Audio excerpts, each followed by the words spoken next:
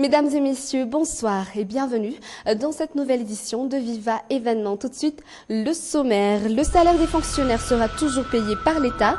C'est ce qu'a affirmé ce matin le nouveau ministre des Finances et du Budget. Il est entré en fonction aujourd'hui.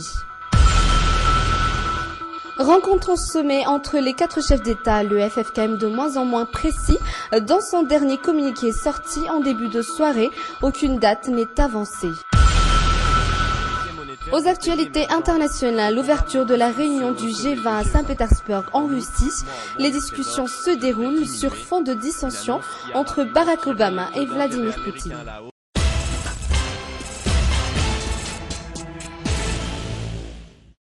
Un incendie a ravagé le marché du Koum, 67 hectares pour la deuxième fois hier, vers 21h. En tout cas, les matelas en éponge ont été les premiers à être consumés par les flammes. Ensuite, cela a continué dans l'enceinte du marché. Résultat, des meubles se trouvant dans 22 stands et d'autres recouverts de bâches ont été réduits en charbon.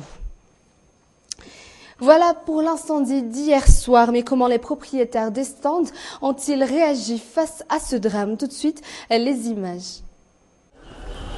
Voici ce qu'était le marché du Koum hier et voilà ce qu'il en reste aujourd'hui.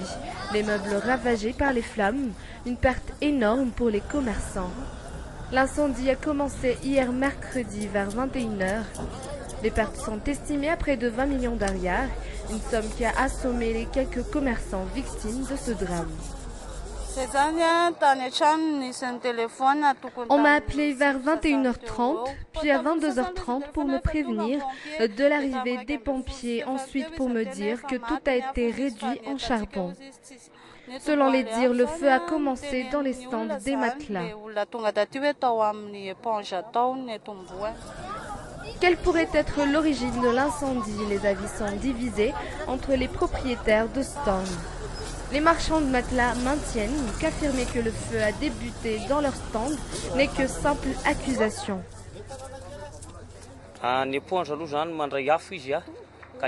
L'éponge est une matière qui s'enflamme facilement, mais je ne peux affirmer que l'incendie vient vraiment des stands de matelas, puisque je n'étais là qu'à partir de 21h. D'ailleurs, tous mes matelas ont été pris dans l'incendie.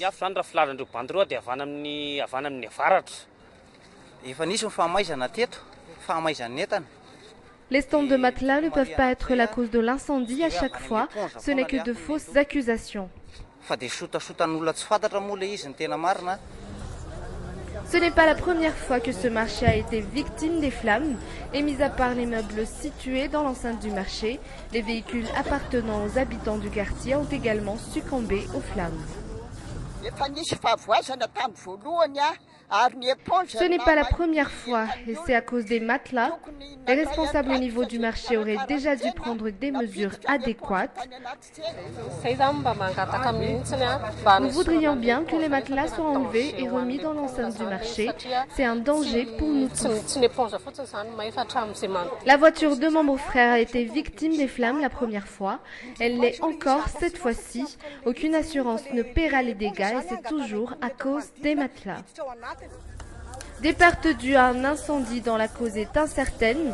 S'agit-il d'actes prémédités ou d'un simple accident? En tout cas, l'enquête est ouverte. En attendant, tous les esprits se penchent vers la reconstruction des stands, ici au marché du Koum, 67 hectares. Le FFKM ne perd pas espoir. Dans son communiqué sorti ce jour, les 4 chefs d'église affirment que la rencontre au sommet entre les 3 anciens chefs d'État et le président de la transition aura lieu, mais quand aucune date n'est avancée. En attendant, le FFKM vient d'élaborer la convention de paix. Mambaoka Fechanien et Yves Janel. Face à la presse, les 4 chefs d'église semblent déterminés à aller jusqu'au bout de leur processus de réconciliation. Le communiqué officiel parle d'une convention de paix élaborée par le FFKM. Elle sera envoyée aux 3 anciens chefs d'État et au président de la transition. Cette convention de paix a été remise à la FFKM et sera présentée aux 3 anciens chefs d'État et au président de la transition. Le FFKM ne perd pas espoir quant à la tenue de la rencontre au sommet entre les anciens chefs d'État et l'homme fort de la transition. Mais ce sera pour quand? Nous allons continuer la réconciliation. Nous allons essayer d'arriver à les réunir. Ce sera pour quand? On ne peut pas encore répondre aujourd'hui. Dans son action, le FFKM se défend d'être un blocage au processus électoral en cours.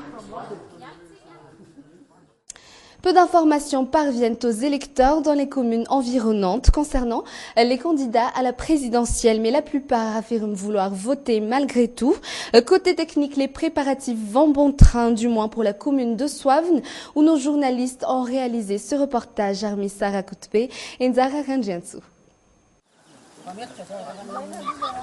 Ici, dans la commune de Soavn, rien ne laisse prévoir qu'il y aura une élection présidentielle dans un mois. Ses habitants, loin des débats politiques et des rumeurs en tout genre, affichent malgré tout une volonté de voter. Mais pour l'instant, la plupart des candidats sont des inconnus pour eux. Je ne sais pas du tout s'il y aura réellement une élection ou non. Est-ce qu'on entend par ici les débats politiques font encore rage en ville? Je ne suis pas tellement les actualités. Du coup, je ne connais personne parmi ces candidats. Personne n'en parle aussi dans notre village. Jusqu'ici, seuls 3 candidats sont passés dans cette commune rurale. Ils ont même demandé une autorisation pour y établir une antenne locale de leur parti politique. Puis, plus rien.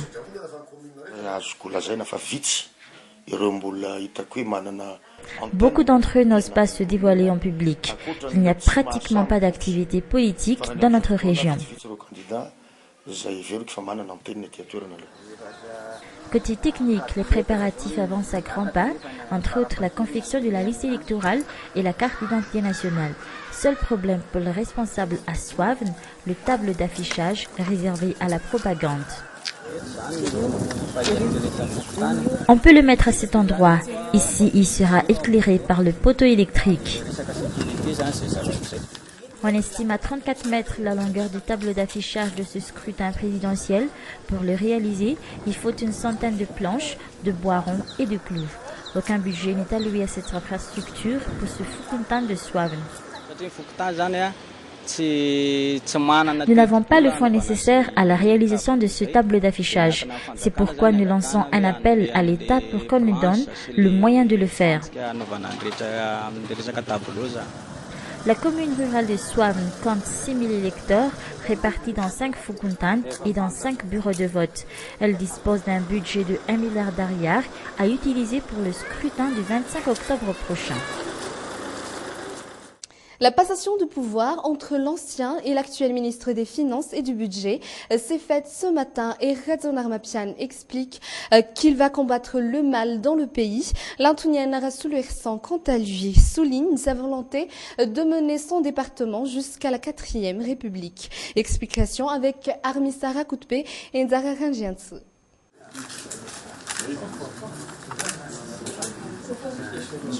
Ce matin, il y a eu 2 passations différentes dans les locaux du ministère des Finances et du Budget.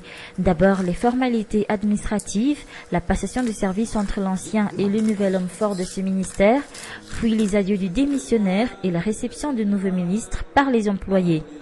De par sa candidature à la présidentielle, Radzon Armapian veut étendre les réformes apportées au sein du ministère au niveau national. J'apporterai une nouvelle force afin de construire comme j'ai déjà construit avant. J'utiliserai également cette force pour construire et déconstruire ce que j'estime avoir besoin de changement. À la tête de ce ministère pendant 4 ans, Radzon Armapian veut se rapprocher des électeurs. Pour lui succéder, il a choisi un technicien du ministère, Rassoulursan Lantnien. L'État peut encore payer le salaire des fonctionnaires, affirme le nouveau ministre des Finances et du Budget face à la presse. Sa priorité, limiter les dépenses de l'État jusqu'à la fin de cette année. Des stratégies doivent être mises en place, que ce soit pour les dépenses ou pour les recettes, dont nous devons également nous soucier. Après sa nomination, Lantnien Rassoulursan devient le 3e grand argentier de la transition. Danalamangan Tananarivo, un patrimoine architectural en danger. Tel sera le thème de la 15e édition du Salon de l'Habitat. Ce thème n'a pas été choisi par hasard. Face à la disparition et à la dégradation de l'architecture typique malgache qui fait la beauté et la renommée de Madagascar et surtout de la ville d'Émile, le salon se tiendra en parallèle avec la première édition de la Biennale des Arts de l'Océan Indien, une occasion pour les talentueux peintres de Madagascar et des îles voisines de se dévoiler au grand public, toujours dans le cadre de la mise en avant du patrimoine national. J'ai particulièrement choisi ce thème après avoir constaté l'état de délabrement et d'inattention et de peu de conviction qu'ont les pouvoirs publics à protéger notre patrimoine architectural. Pourtant, il s'agit là d'un véritable trésor unique sur le continent africain et qui fait que je trouve extrêmement dommageable et pour les générations actuelles et futures qu'on ne fasse pas un effort particulier pour préserver ce patrimoine architectural. Donc cette exposition sera là pour sensibiliser non seulement les pouvoirs publics, mais faire en sorte que aussi le citoyen se réveille et disent chaque fois qu'ils voient quelque chose d'anormal, eh bien qu'ils disent nous on n'est pas d'accord. Pourquoi est-ce qu'on a laissé cette maison-là être détruite, soit par ses propriétaires, soit par des nouveaux promoteurs. C'est la fin de ce journal. Merci de l'avoir suivi. Je vous donne rendez-vous demain à 20h15, toujours dans Viva Événement. Au revoir.